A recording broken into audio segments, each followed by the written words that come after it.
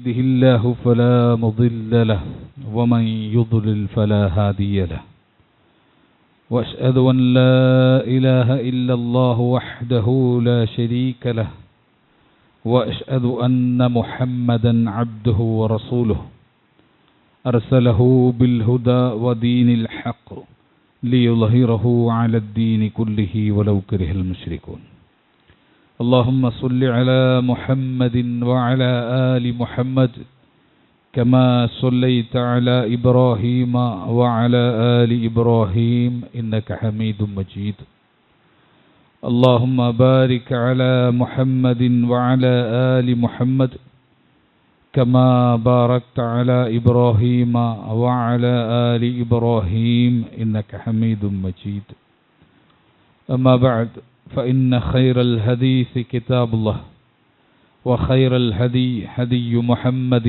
صلى الله عليه وسلم وشر الأمور محدثاتها وكل محدثة بدعة وكل بدعة ضلالة وكل ضلالة في النار أعوذ بالله من الشيطان الرجيم يا أيها الذين آمنوا اتقوا الله حق تقاته ولا تموتن إلا وأنتم مسلمون يا أيها الناس اتقوا ربكم الذي خلقكم من نفس واحدة وخلق منها زوجها وبث منهما رجالا كثيرا ونساء واتقوا الله الذي تساءلون به والأرحام إن الله كان عليكم رقيبا يا أيها الذين آمنوا اتقوا الله وقولوا قولا سديدا يصلح لكم أعمالكم ويغفر لكم ذنوبكم ومن يطع الله ورسوله فقد فاز فوزا عظيما بسم الله الرحمن الرحيم وإنهم ليصدونهم عن السبيل ويحسبون أنهم مهتدون رب اشرح لي صدري ويسر لي أمري വഹ്ലുൽ ഉഖ്ദത മിൻ ലിസാനി യഫ്ഖഹു ഖൗലി. സ്നേഹം നിറഞ്ഞ സത്യവിശ്വാസികളെ, വിശ്വാസിനികളെ, അല്ലാഹു സുബ്ഹാനഹു തആലയെ സൂക്ഷിച്ചുകൊണ്ടും അവൻ്റെ വിധിവിലക്കുകൾ കഴിവിൻ്റെ പരമാവധി പാലിച്ചും ശ്രദ്ധിച്ചും സൂക്ഷിച്ചും ജീവിക്കുവാൻ പരിശ്രമിക്കണമെന്ന് അർഹതക്കനുസൃതമായി ഓർമ്മപ്പെടുത്തുകയാണ്, വസിയ്യത്ത് ചെയ്യുകയാണ്. ഇത്തഖുല്ലാഹ ഇബാദല്ലാഹ്. കഴിഞ്ഞ ഏതാനും ഖുതുബകളിലായിട്ട് നമ്മൾ പഠിച്ചുകൊണ്ടിരിക്കുന്നത് റസൂലുള്ളാഹി സ്വല്ലല്ലാഹു അലൈഹി വസല്ലമ നമുക്ക് പറഞ്ഞു തന്ന ചില ആളുകളെ പറ്റിയിട്ടുള്ള അടയാളങ്ങളാണ്. ആ ആളുകൾ ആരാണോ? ദുആത്തുൻ ഇലാ അബിവാബി ജഹന്നം, നരക കവാടത്തിലേക്ക് മനുഷ്യരെ ക്ഷണിച്ചുകൊണ്ടിരിക്കുന്ന പ്രബോധകന്മാരാണ്. മൻ അജാബഹും ഇലൈഹ ഖദഫൂഹു ഫീഹ, ആരെങ്കിലും അവരുടെ പ്രബോധനത്തിന്, ക്ഷണത്തിന് ഉത്തരം ചെയ്തു കഴിഞ്ഞാൽ ആ ഉത്തരം ചെയ്തവരെ, അവരോടൊപ്പം കൂടിയവരെ നരകത്തിൽ കൊണ്ടുപോയി താഴ്ത്തിക്കളയുന്ന പ്രബോധകന്മാർ. അവരുടെ അടയാളങ്ങളാണ് സൂചിപ്പിച്ചത്. ഒന്നാമത്തെ അവരുടെ അടയാളം നമ്മൾ സൂചിപ്പിച്ചത് കഠിനമായ തീവ്രമായ ആരാധനകളും നിലപാടുകളും സ്വീകരിക്കുന്ന ആളുകളാണവർ. സാധാരണക്കാരായ ആളുകൾക്ക് പ്രാപിക്കാൻ സാധിക്കാത്ത വിധത്തിൽ കഠിനമായ സൂക്ഷ്മതയും ആരാധനകളും കൊണ്ടു നടക്കുന്ന സ്വഭാവം അവർക്കുണ്ടാവും. രണ്ടാമത്തെ അവരുടെ പ്രത്യേകത, അവർ ശുഹറത്തിൻ്റെ വസ്ത്രങ്ങൾ ധരിക്കുന്ന ആളുകളാണ്. പ്രശസ്തിയുടെ വസ്ത്രങ്ങൾ ധരിക്കുന്ന ആളുകൾ. അവരുടെ മതപരമായ ഔന്നിത്യം ആളുകൾക്ക് ബോധ്യപ്പെടുന്ന വിധത്തിലുള്ള വസ്ത്രങ്ങളായിരിക്കും അവർ ധരിക്കുക. സാധാരണക്കാരൻ്റെ വസ്ത്രം ധരിക്കാനും താനൊരു സാധാരണക്കാരനാണ് എന്ന് തിരിച്ചറിയുന്നതിനും അത് ഇഷ്ടപ്പെടാതെ തങ്ങൾക്ക് തങ്ങളുടെ പ്രത്യേകമായ ഐഡന്റിറ്റി കീപ്പ് ചെയ്യുന്നതിന് വേണ്ടിയിട്ടുള്ള വസ്ത്രം സ്വീകരിക്കുന്ന ആളുകളായിരിക്കും. മൂന്നാമത്തേത് കഴിഞ്ഞ ഖുതുബയിൽ നമ്മൾ സൂചിപ്പിച്ചത്, സഹാബത്തിനറിയാത്ത അഖീദകൾ, വിശ്വാസങ്ങൾ അവർ പൊതുസമൂഹത്തിന് പകർന്നു കൊടുക്കും. സഹാബത്തിന് മനസ്സിലാവാത്ത, റസൂലുള്ളാഹി സ്വല്ലല്ലാഹു അലൈഹി വസല്ലമയിൽ നിന്ന് സ്വഹാബികൾ കേട്ടിട്ടില്ലാത്ത വിശ്വാസങ്ങൾ, അഖീദകൾ, അത് എന്ത് ചെയ്യും? അവർ സ്വീകരിക്കുകയും പ്രചരിപ്പിക്കുകയും ചെയ്യും. ആ സ്വഭാവം അവർക്കുണ്ട്. ഇനി നാലാമത്തെ അവരുടെ സ്വഭാവം റസൂലുള്ളാഹി സ്വല്ലല്ലാഹു അലൈഹി വസല്ലമ വിശദീകരിച്ചു തന്നു. ഇമാം ബുഖാരി അദ്ദേഹത്തിൻ്റെ സ്വഹീഹിൽ രേഖപ്പെടുത്തി. അള്ളാഹുവിൻ്റെ റസൂൽ പറയാണ്, സയഖ്റുജു ഖൗമുൻ ഫി ആഖിരി സമാൻ, അവസാന കാലഘട്ടത്ത്, ആഖിരി സമാൻ അവസാന കാലഘട്ടത്ത്, സയഖ്റുജു ഖൗമുൻ ഒരു ജനത പുറത്തു വരും. റസൂലുള്ളാഹി സ്വല്ലല്ലാഹു അലൈഹി വസല്ലമയുടെ ഉമ്മത്തിൽ അവസാന കാലഘട്ടത്തിൽ ഒരു ജനത പുറത്തു വരും. അഹ്ദാസുൽ അസ്നാൻ സുഫഹാഉൽ അഹ്ലാം, പ്രായം കുറഞ്ഞവരും വിവേകം കുറഞ്ഞവരുമായ ഒരു ജനത. അവർക്ക് പ്രായം കുറവായിരിക്കും, ചെറുപ്പക്കാരായിരിക്കും, അതുപോലെ തന്നെ പക്വതയും അവർക്ക് കുറവായിരിക്കും.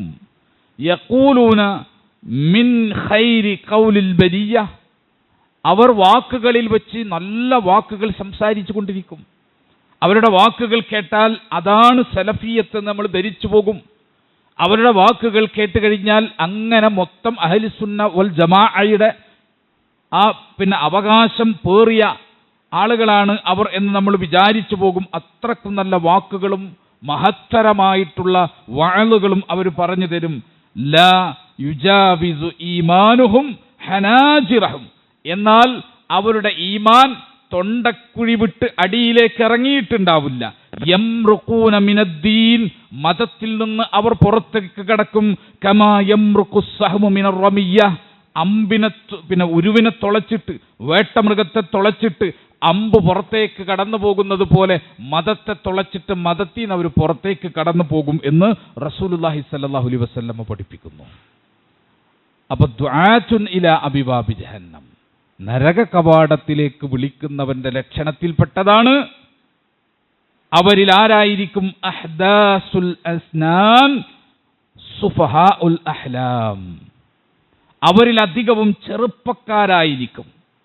വിവേകം കുറഞ്ഞ വികാരജീവികളായ ചെറുപ്പക്കാരായിരിക്കും പിഴച്ച സംഘങ്ങളെ ലീഡ് ചെയ്യുന്നവർ. പ്രായമുള്ള വാർദ്ധക്യമുള്ള ആളുകൾ അവരുടെ കൂട്ടത്തിൽ ഉണ്ടാവില്ല. അള്ളാഹുവിന്റെ റസൂൽ വീണ്ടും പറയാണ്, മിൻ അശ്റാത്തി സാഅ, അന്ത്യനാളിന്റെ അടയാളങ്ങളിൽപ്പെട്ടതാണ് അൻയുൽ തമസൽ ഇൽമു ഇൻദൽ അസാഗിർ, ഇൽമ്, അറിവ് ചെറിയ കുട്ടികളിൽ നിന്ന് സ്വീകരിക്കപ്പെടുന്ന അവസ്ഥയുണ്ടാവുക. പ്രായമുള്ള പക്വതയുള്ള വാർദ്ധക്യമായ അവസ്ഥയിലെത്തിയ ജീവിതാനുഭവമുള്ള പണ്ഡിതന്മാരില്ലാത്ത സംഘങ്ങൾ.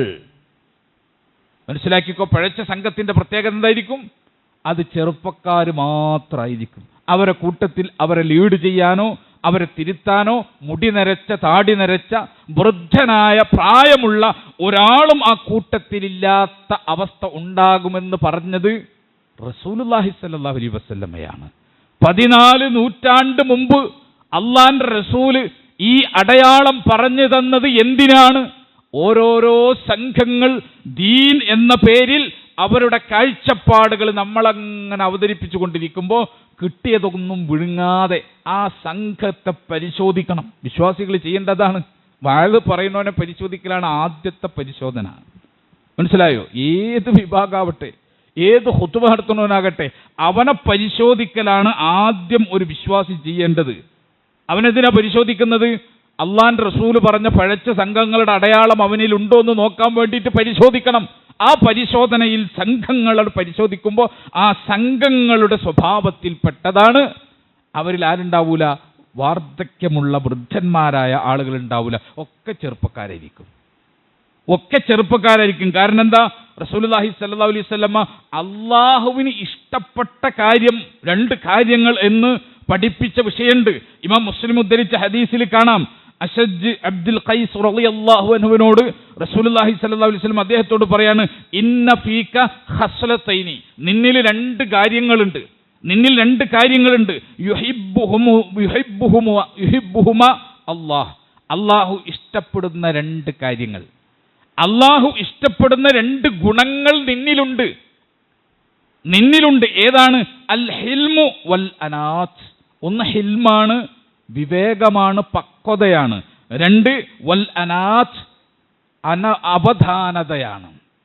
കാര്യങ്ങളിൽ എടുത്തു ചാടാതെ ശ്രദ്ധിച്ച് പഠിച്ച് വിലയിരുത്തി എന്തു വിഷയം വരുമ്പോൾ വൈകാരികമായി തുളുമ്പാതെ നീ കാത്തു സൂക്ഷിക്കുന്ന ഈ അവധാനത, ഇത് അള്ളാഹുവിന് ഇഷ്ടമാണ്. പിന്നെയോ ഹിൽമാണ് മറ്റൊന്ന്. ഹിൽമെന്ന് പറഞ്ഞാൽ പക്വത, വിവേകം എന്ന് പറയും. ഇതും നിന്നിലുണ്ട്. ഇത് രണ്ടും പടച്ചോൻക്ക് ഏറ്റവും ഇഷ്ടപ്പെട്ട സ്വഭാവമാണ്. മനുഷ്യന്റെ സ്വഭാവത്തിൽ അള്ളാഹുവിന് ഏറ്റവും ഇഷ്ടപ്പെട്ട രണ്ട് സ്വഭാവമാണ് ഹിൽമ് എന്ന് പറയുന്നത്. ഇൽമുള്ളവന്, ഇൽമ് ഐനാണ്, ഇൽമുള്ളവന് ഹിൽമുണ്ടാകണം എന്നില്ല. അത് നമ്മൾ ആദ്യം മനസ്സിലാക്കുക.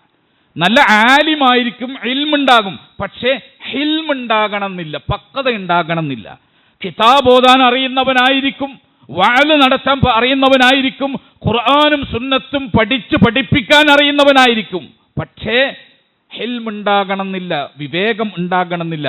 മനുഷ്യന് വിവേകം ഏറ്റവും അധികം പ്രാപിക്കാൻ സാധിക്കുക എപ്പോഴാ? ഒരു മനുഷ്യന് ഏറ്റവും അധികം വിവേകം പ്രാപിക്കാൻ സാധിക്കപ്പോഴാ?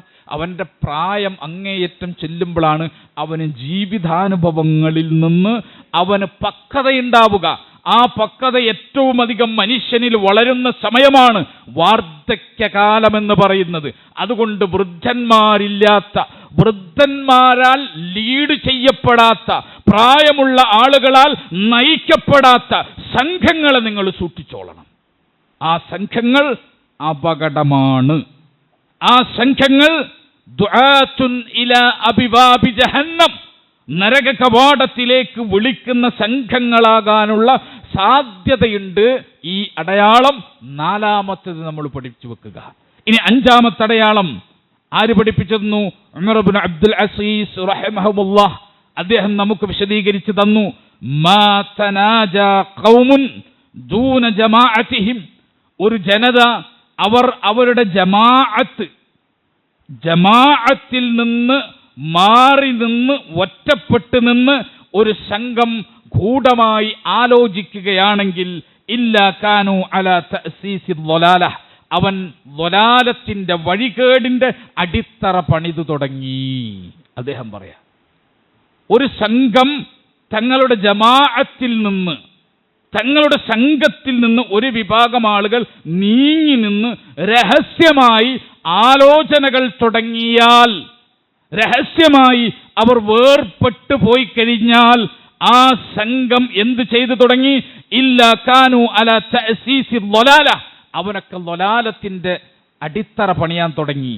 വഴികേടിന്റെ, വഴിപിഴവിന്റെ അടിത്തറയാണ് അവനൊക്കെ പണിതുകൊണ്ടിരിക്കുന്നത് എന്ന് ഉമർ ഇബ്നു അബ്ദുൽ അസീസ് റഹിമഹുല്ലാഹ്, രണ്ടാം ഉമർ എന്നറിയപ്പെടുന്ന താബിഈ ആയിട്ടുള്ള മഹാപണ്ഡിതനായിട്ടുള്ള ഖിലാഫത്തിന്റെ പുനഃസ്ഥാപനം നടത്തിയ ഉമർ ഇബ്നു അബ്ദുൽ അസീസ് റഹിമഹുല്ലാഹ് അദ്ദേഹം നമ്മളെ പരിചയപ്പെടുത്താണ്. അപ്പൊ ഇത് വലിയൊരു അടയാളാണ്, ഇത് വലിയ അടയാളാണ്. നമ്മൾ ഒരു ജമാഅത്തിൽ, പ്രത്യേകിച്ച് തൗഹീദിന് വേണ്ടി രൂപപ്പെടുത്തിയ ഒരു ജമാഅത്ത്, ആളുകൾ തൗഹീദിൻ സ്വീകരിക്കാനും പ്രചരിപ്പിക്കാനും ഒരു ജമാഅത്ത് രൂപപ്പെടുത്തിയിട്ട് ആ ജമാഅത്തിൽ നിന്ന് വേർപെട്ടു പോവുക, മാറി നിൽക്കുക, വേർപ്പെടാനും മാറി നിൽക്കാനും വിഘടിക്കാനും അള്ളാന്റെ റസൂല് പറഞ്ഞിട്ടുള്ള ന്യായങ്ങൾ കൂടാതെ, നമ്മൾ ശരിക്കത് മനസ്സിലാക്കണം. നമുക്കിങ്ങോട്ട് തോന്നുന്നത് പോലെ പ്രഖ്യാപിക്കാനും പ്രവർത്തിക്കാനും ഉള്ളതല്ല ജമാഅത്ത് എന്ന് പറഞ്ഞാൽ.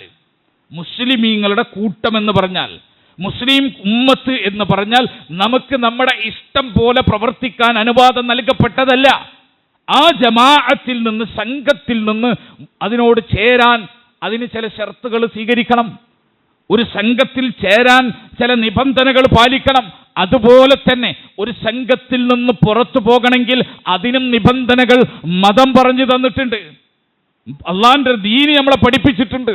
റസൂലുള്ളാഹി സ്വല്ലല്ലാഹു അലൈഹി വസല്ലമ അത് നമുക്ക് വിശദീകരിച്ചു തന്നിട്ടുണ്ട്. ഒരു ജമാഅത്ത് നമ്മളെല്ലാം ചേർന്ന് അള്ളാഹുവിന്റെ തൗഹീദ് പ്രബോധനം ചെയ്യാൻ വേണ്ടി തീരുമാനിച്ചു. നമ്മളെല്ലാം തീരുമാനിച്ചു. നമ്മളിൽ നിന്ന് ഉലമാക്കൾ അതിന് നേതൃത്വം നൽകി. ആ ജമാഅത്തിനെ ഒരു തൗഹീദി പ്രബോധന സംഘമാക്കി നമ്മുടെ കൂട്ടത്തിലെ ഉലമാക്കൾ. അതുപോലെ തന്നെ വാഇലിങ്ങൾ വഅദ് പറയാൻ തുടങ്ങി, ആളുകൾ പ്രചരണങ്ങൾ നടത്താൻ തുടങ്ങി. അപ്പോൾ നമ്മളെ കൂട്ടത്തിൽ നിന്ന് കുറച്ച് ആളുകൾക്ക് ചില നമ്മളോട് പിണക്കുണ്ടാകുന്നു, മാറി നിൽക്കുന്നു.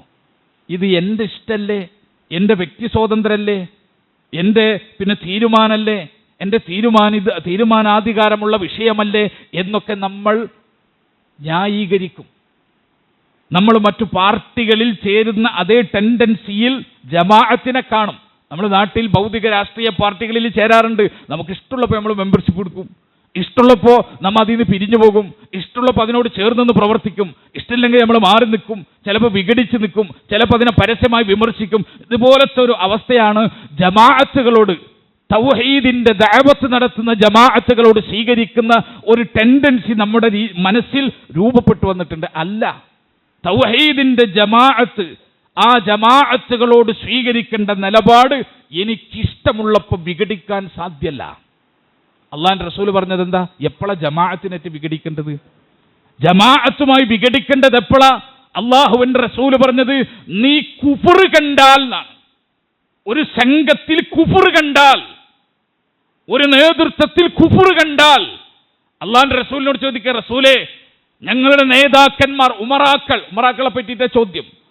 സഹാബികൾ ചോദിക്കുക, ഉമറാക്കളെ പറ്റി ചോദിക്കുക, ഞങ്ങളുടെ ഉമറാക്കൾ നേതാക്കന്മാർ, ആ നേതാക്കന്മാർ അനീതി പ്രവർത്തിക്കുന്നവരാണ്, ഞങ്ങളുടെ ഹക്കുകൾ തടയുന്നവരാണ്.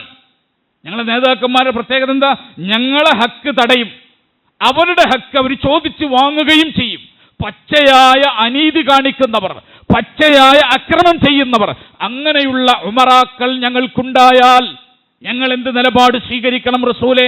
ഞങ്ങൾ അവരിൽ നിന്ന് മാറി നിൽക്കട്ടെ, അവർക്കെതിരെ ഞങ്ങൾ ആയുധമെടുക്കട്ടെ എന്ന് അല്ലാഹുവിന്റെ റസൂലിനോട് ചോദിച്ചപ്പോൾ 3 തവണ ചോദിച്ചു. സഹാബികൾ 3 തവണ ചോദിച്ചു. റസൂലുള്ള മുഖം തിരിച്ചു, മറുപടി പറയാതെ.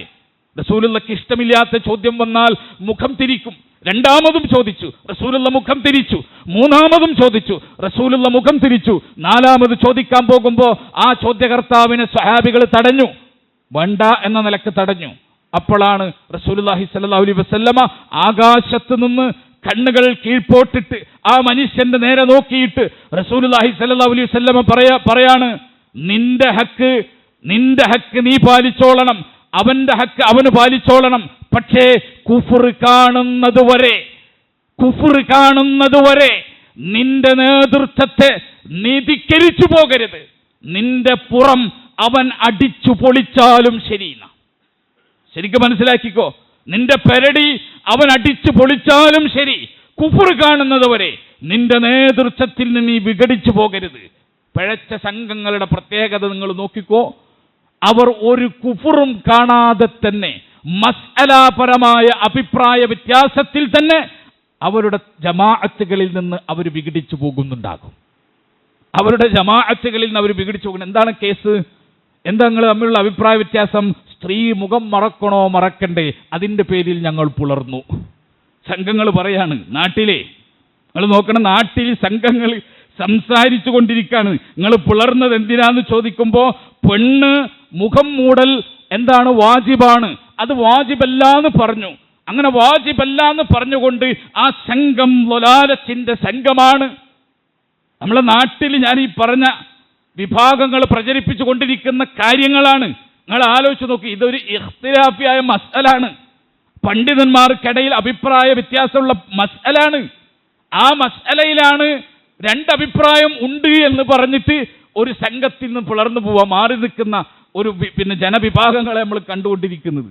ഇത് ഇസ്ലാം അംഗീകരിച്ചാണോ? ഒരാഴ്ചക്ക് ഇപ്പോൾ വ്യാപകമാണ് സോഷ്യൽ മീഡിയയിൽ മുഴുവൻ. സ്ത്രീയുടെ ഹിജാബ് എന്ന് പറഞ്ഞിട്ട് പഠിപ്പിച്ചുകൊണ്ടിരിക്കണം. എന്താണ്? ഫേസ് മറക്കുന്നത്, നിഖാബാണ്. ഹിജാബ് എന്ന് പറഞ്ഞാൽ നിഖാബാണ്, മുഖം മൂടുന്നത്. കണ്ണ് മാത്രമേ പുറത്ത് കാണിക്കാൻ പാടുള്ളൂ, ബാക്കിയെല്ലാം ഔറത്താണ്, മുഖം ഔറത്താണ്. അതുകൊണ്ട് മുഖം മൂടിയിട്ടില്ലെങ്കിൽ ഹിജാബ് ധരിക്കാത്തവളാണ്, ഹറാമ് ചെയ്തവളാണ് എന്ന് വ്യാപകമായിട്ട് പ്രചരിപ്പിക്കുക. ചില ആളുകൾ കുറച്ചുകൂടി അതിര് കടന്നിട്ട് അത് ഇജ്മാ ഉള്ള കാര്യമാണെന്ന് കൂടി പറഞ്ഞു കളഞ്ഞു. അതിൽ കുറച്ച് ആൾക്കാർ തിരുത്തി, പക്ഷെ തിരുത്താത്തവരിപ്പോഴുണ്ട്. ഞാൻ പറയുന്നത്, ഇത് എന്ത് ഒരു വലിയ ഗുലൂവാണ്. സ്ത്രീകൾ മുഖം മറക്കൽ വാജിബാണ്, അവരുടെ മുഖം ഔറത്താണ്, അത് മറക്കാതിരുന്നാൽ ഹറാമാണ്. ആ വിഷയം മുസ്ലിം ലോകത്ത് ഇജ്മാ ഉണ്ടെന്ന് പറഞ്ഞാൽ ഉലൂവാണത്. അതിര് കടന്നവനാണവൻ, അതിര് കടന്ന വാദക്കാരനാണവൻ.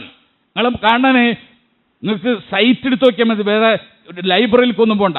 ജസ്റ്റ് ഗൂഗിൾ ചെയ്ത് നോക്കുക, ജിൽബാബുൽ മർഅത്തിൽ മുസ്ലിമ ഫിൽ കിതാബി വസ്സുന്ന എന്ന് നിങ്ങളൊന്ന് ടൈപ്പ് ചെയ്ത് കൊടുക്കുക. ഏത് സാധാരണക്കാരനും പഠിക്കാം.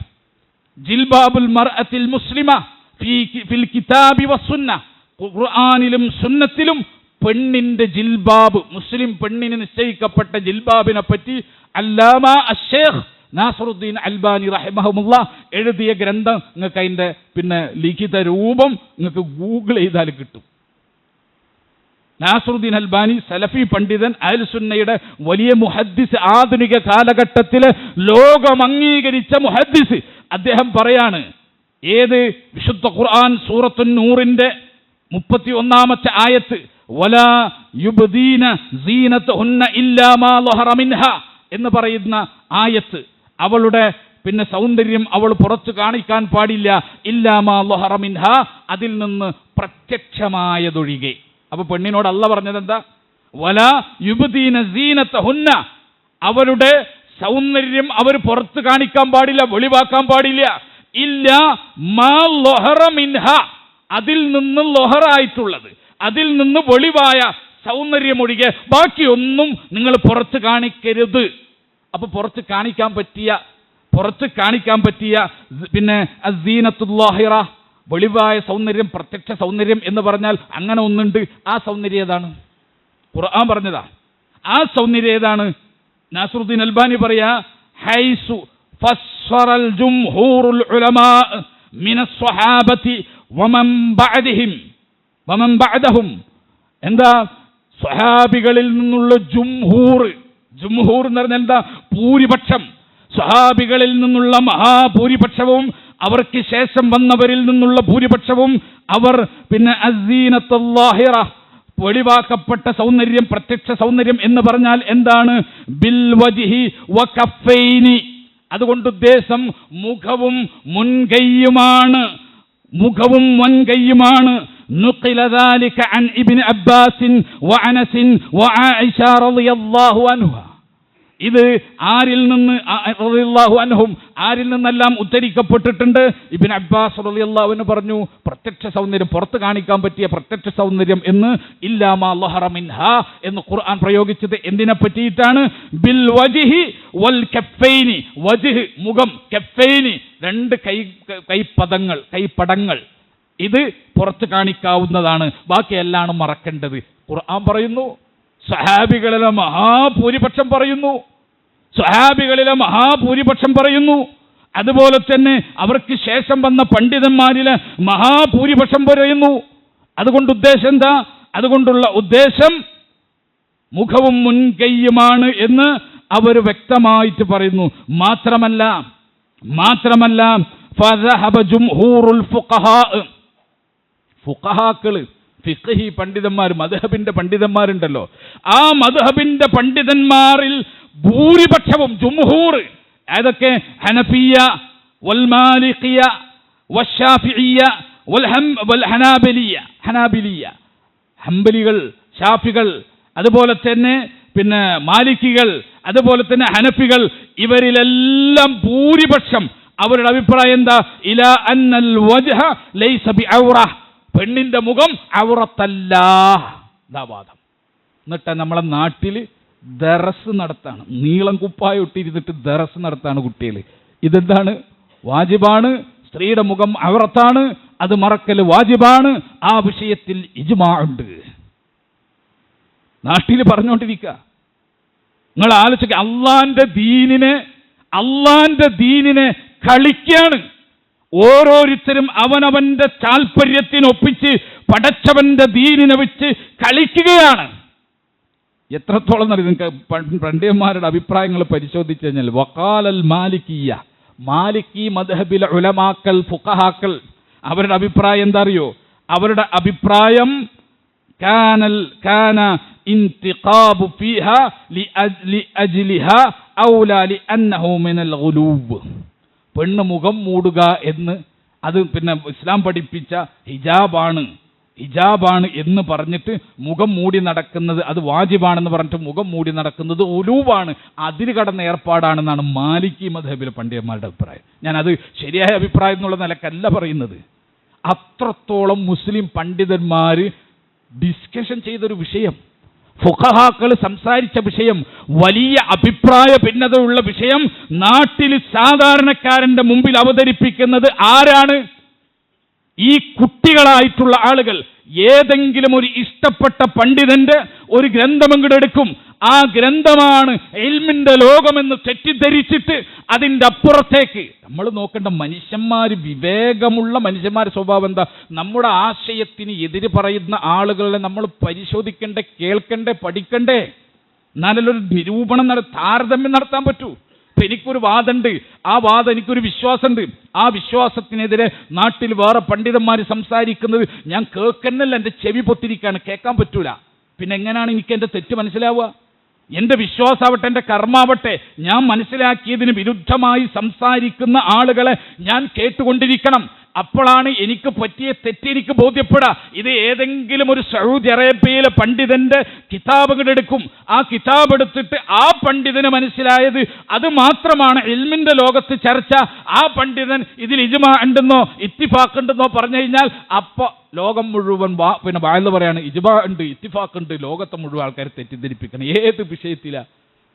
ജുംഹൂറായ ഉലമാക്കള്, ജുംഹൂറായ സഹാബികൾ, ജുംഹൂറായിട്ടുള്ള താബീങ്ങൾ, അവർക്കെല്ലാം വാജിബല്ല സ്ത്രീയുടെ മുഖം മറക്കൽ, വാജിബല്ല, നിർബന്ധമല്ല, സ്ത്രീയുടെ മുഖം അവറത്തല്ല എന്ന അഭിപ്രായമുള്ള വിഷയം കേരളത്തിൽ ഇന്ന് ചില ആളുകൾ പ്രചരിപ്പിച്ചുകൊണ്ടിരിക്കുന്നത് ഇതിൽ ഇഖ്തിലാഫില്ല എന്നാണ്.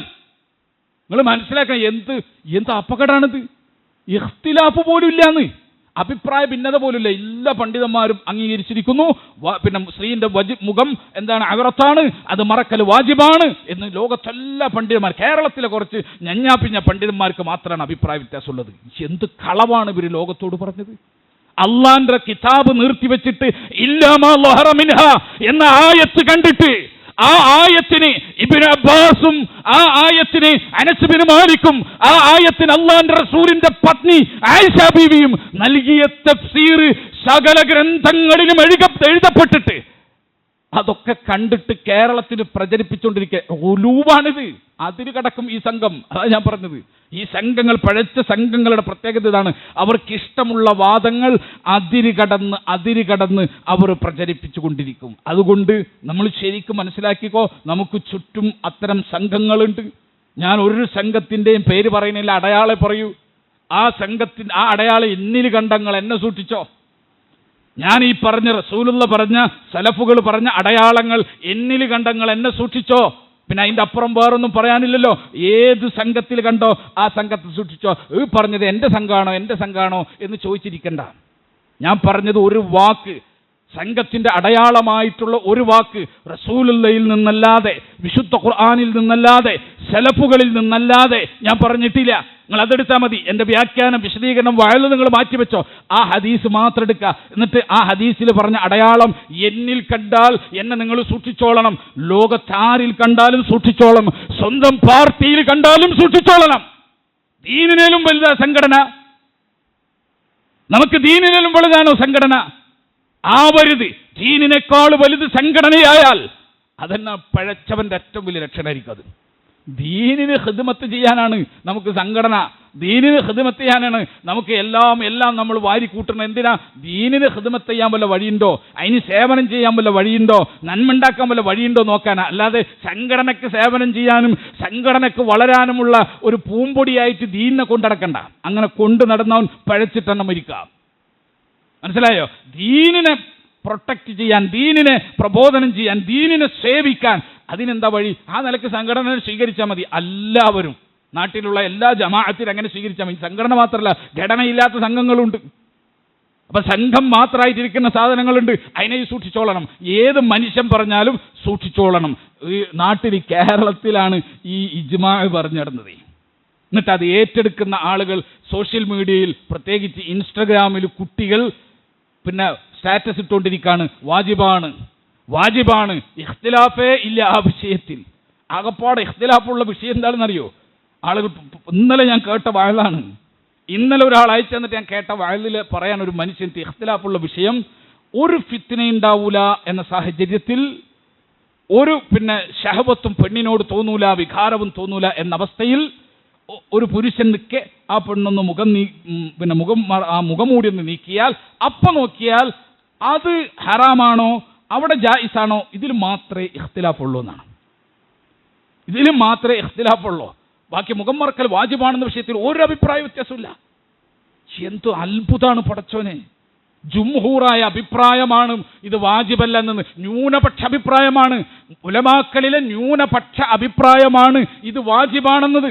ജുംഹൂറായ അഭിപ്രായം ഏതാണ്? വാജിബല്ല എന്നതാണ്. ചിലപ്പോൾ ന്യൂനപക്ഷ അഭിപ്രായങ്ങൾ ജുംഹൂറിനേക്കാൾ ശരിയാകാം, ചിലപ്പോൾ ജുംഹൂറായ അഭിപ്രായം ശരിയാകാം. എന്നാലും പറയുന്നതിനൊരു മര്യാദ വേണ്ടേ? ലോകത്ത് മഹാപണ്ഡിതന്മാരിലെ ഭൂരിപക്ഷം, സ്വഹാബികളിലെ ഭൂരിപക്ഷം, താബിഈങ്ങളിലെ ഭൂരിപക്ഷം, മുഫസ്സിറുകളിലെ ഭൂരിപക്ഷം, മുഹദ്ദിസുകളിലെ ഭൂരിപക്ഷം, ഫുഖഹാക്കളിലെ ഭൂരിപക്ഷം, ഉലമാക്കളിലെ ഭൂരിപക്ഷം അവർ പറഞ്ഞതെന്താ? അവർ പറഞ്ഞത് ഇത് വാജിബല്ല. അതിൽ ഒരു വിഭാഗം പറഞ്ഞു മുസ്തഹബായിരിക്കാം, നല്ല കാര്യമായിരിക്കാം, മൂടിയാൽ പ്രൊട്ടക്ഷൻ കിട്ടാമെങ്കിൽ മൂടിക്കോട്ടെ, അവരെ ചോയ്സാണ്. ചിലർ പറഞ്ഞു ജായിസാണ്. എന്താ ജായിസ് എന്ന് പറഞ്ഞത്? അനുവദനീയാണ്, പ്രത്യേകിച്ച് കൂലി കുറ്റമൊന്നുമില്ല, അവർക്ക് ഇഷ്ടമുള്ള പോലെ ചെയ്യാം. വേറെ വിഭാഗം പറഞ്ഞു ഇതൊരു മതപരമായ നിർബന്ധ കർമ്മം എന്ന നിലയ്ക്ക് ചെയ്യുകയാണെങ്കിൽ ഒലൂവാണ്. അതാണ് മാലിക്കി പണ്ഡിതന്മാർ. ഒലൂവ് എന്ന് പറഞ്ഞാൽ അതിര് കടക്കലാണ്. അതിര് കടക്കലല്ല, നിങ്ങളെ മതത്തിൽ നിങ്ങൾ അതിര് കവിയല്ലേ എന്ന് ഖുർആൻ പറഞ്ഞല്ലോ, ആ ഗുലൂവാണ് എന്ന് പറഞ്ഞ പണ്ഡിതന്മാരുണ്ട്. ഇങ്ങനൊക്കെ വിശദീകരിച്ചു കൊടുക്കേണ്ട കാര്യത്തെ ഇഖ്തിലാഫില്ലാത്ത ഇത്തിഫാഖായിട്ടുള്ള കാര്യം എന്തൊക്കെ വിശദീകരിക്കുന്ന ഇത്തരം ആളുകളെ നമ്മൾ ശ്രദ്ധിച്ചോളണം. ഇത് സൂക്ഷ്മതാണെന്നാണോ വിചാരിച്ചത്? അതാണ് ആളുകളെ പ്രശ്നം. ശൈത്താൻ നമ്മുടെ അടുത്ത് വന്നിട്ട് നമ്മുടെ സങ്കല്പത്തെ സൂക്ഷ്മതയാക്കിയിട്ട് പഠിപ്പിച്ചിരും. നമ്മളെ സങ്കല്പം ശൈത്താൻ പറയും ഇതാണ് സൂക്ഷ്മത എന്ന് പഠിപ്പിച്ചത്. റസൂലുള്ളാഹി സ്വല്ലല്ലാഹു അലൈഹി വസല്ലമയുടെ അടുത്ത് വീട്ടിൽ റസൂലുള്ളാഹിന്റെ ആരാധനയെ പറ്റി പഠിക്കാൻ വന്ന മൂന്നാളുകളെ പറ്റി ഹദീസിൽ വന്നല്ലോ. ആ മൂന്നാളുകൾ അള്ളാഹുവിന്റെ റസൂലിന്റെ രാത്രിയെപ്പറ്റി ചോദിച്ചു. ആയിഷ ബീവി പറഞ്ഞു, അല്ലെങ്കിൽ നബി പത്നിമാർ പറഞ്ഞു. എന്ത് പറഞ്ഞു? റസൂലുള്ള രാത്രി ഉറങ്ങാറുണ്ട്, നിസ്കരിക്കാറുണ്ട്, റസൂലുള്ള ഭക്ഷണം കഴിക്കാറുണ്ട്, നോമ്പെടുക്കാറുണ്ട്, ഭക്ഷണം കഴിക്കാറുണ്ട് എന്ന് പറഞ്ഞപ്പോൾ അവർക്ക് തോന്നി പോരാ, നബിയുടെ ആരാധന, നബി ഒരു പാപവും ചെയ്യാത്ത ആളല്ലേ, മഅസൂമല്ലേ, റസൂലുള്ളാഹി സ്വല്ലല്ലാഹു അലൈഹി വസല്ലമക്കൊക്കെ അത്ര ചെയ്താൽ മതിയാവും. നമുക്ക് അങ്ങനെയല്ല, നമുക്ക് കുറച്ചും കൂടി സ്ട്രോങ് ആവാം, അവർ പറഞ്ഞു ഞാൻ ഇനി രാത്രി ഉറങ്ങണ പ്രശ്നേ ഇല്ല. റസൂലുള്ള രാത്രി ഉറങ്ങും, പ്രഭാതത്തിന് മുമ്പ് എഴുന്നേറ്റ് നിന്നിട്ട് തഹജ്ജുദ് നിസ്കരിക്കും. ഞാൻ ഇനി ഉറങ്ങണില്ല, രാത്രി നിസ്കാരം തന്നെ. വേറൊരാൾ പറഞ്ഞു എനിക്കിനി വിവാഹ ജീവിതം വേണ്ട, കുടുംബജീവിതമൊക്കെ ആയിട്ട് റസൂലുള്ള കുടുംബജീവിതമൊക്കെ ആയിട്ട് നടന്നാലും സൂക്ഷ്മത റസൂലുള്ളാഹി സ്വല്ലല്ലാഹു അലൈഹി വസല്ലമയെ സംബന്ധിച്ച് പാപമില്ലല്ലോ, അത്രയൊക്കെ സൂക്ഷിച്ചാൽ മതി, ഞാൻ ഒന്നുകൂടി ഉഷാറാവാൻ പോവാണ്, എനിക്കിനി കുടുംബജീവിതം വേണ്ട, ഭാര്യ കുട്ടികൾ അങ്ങനെ കെട്ടിമറിയണ്ട, ഇബാദത്തന്നെ ഇബാദത്ത്. ഒരാൾ പറഞ്ഞു ഞാൻ ഇനി നോമ്പ് ഒഴിവാക്കാവുന്ന ദിവസം ഉണ്ടാവാൻ പോണില്ല എൻ്റെ ജീവിതത്തിൽ, എല്ലാ ദിവസവും എനിക്ക് നോമ്പായിരിക്കും. റസൂലുള്ളാഹി സ്വല്ലല്ലാഹു അലൈഹി വസല്ലമ തിങ്കളാഴ്ച നോമ്പെടുക്കും, വ്യാഴാഴ്ച നോമ്പെടുക്കും, മറ്റ് സുന്നത്ത് നോമ്പുകളൊക്കെ എടുക്കുമെങ്കിലും അള്ളാഹുവിൻ്റെ റസൂൽ അത്ര പരിശുദ്ധനാണല്ലോ, അത്രയൊക്കെ ചെയ്താൽ മതിയാവും, എനിക്ക് കുറച്ച് കൂടുതൽ ചെയ്യണം. അള്ളാഹുവിൻ്റെ റസൂൽ എന്താ പറഞ്ഞത്? റസൂലുള്ളാഹി സ്വല്ലല്ലാഹു അലൈഹി വസല്ലം എന്താ പറഞ്ഞത്? വഴി കട്ടോനാണ് ഈ തീരുമാനം എടുക്കുക. റോൾ മോഡലായിട്ട് അള്ളാഹുവിൻ്റെ റസൂൽ മതി, അതിൻ്റെ അപ്പുറത്തേക്ക് ഒരുത്തനും പോണ്ട. മനസ്സിലായോ? മാനവ കുലത്തിന്റെ റോൾ മോഡൽ റസൂലുള്ളാഹി സ്വല്ലല്ലാഹു അലൈഹി വസല്ലമയാണ്, ഉസ്വത്തുൽ ഹസന. അതിൻ്റെ അപ്പുറത്തേക്ക് ഒരുത്തനും പോണ്ട. റസൂലുള്ള വാജിബാണെന്നത് പറഞ്ഞത് വാജിബ് മതി, റസൂലുള്ള ഹറാമാക്കിയത് ഹറാമ് മതി, റസൂലുള്ള കറാഹത്താക്കിയത് കറാഹത്ത് മതി. എന്റെ ഗവേഷണം, എന്റെ നിരീക്ഷണം, എന്റെ പഠനം അള്ളാന്റെ റസൂലിന്റെ അപ്പുറത്തേക്കൊരു വാജിബ്, അപ്പുറത്തേക്കൊരു സൂക്ഷ്മത അത് വരുത്തണ്ട. റബ്ബ് സുബ്ഹാനഹു വതആല കാത്തു സംരക്ഷിക്കുമാറാകട്ടെ. അല്ലാഹു സുബ്ഹാനഹു വതആല ഏറ്റവും കുറഞ്ഞു പോകുന്നതിൽ നിന്നും കൂടിപ്പോകുന്നതിൽ നിന്നും നമ്മളെല്ലാം കാത്തു സംരക്ഷിക്കുമാറാകട്ടെ. മിതത്വം കാത്തു സൂക്ഷിച്ച് മുന്നോട്ട് പോകാനുള്ള തൗഫീഖ് റബ്ബ് സുബ്ഹാനഹു വതആല നമുക്ക് നൽകി അനുഗ്രഹിക്കുമാറാകട്ടെ.